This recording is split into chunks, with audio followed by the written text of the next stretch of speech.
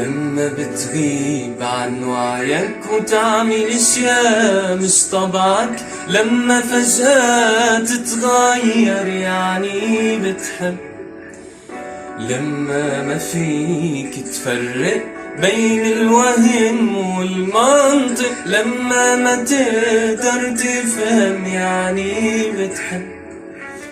لما بتغيب عن وعيك وتعمل اشياء مش طبعك، لما فجأة تتغير يعني بتحب،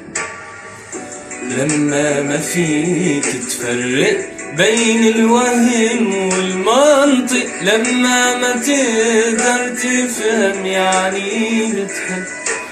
هو الحب من عشرة ما بيخلق بعد فترة، لما ما فيك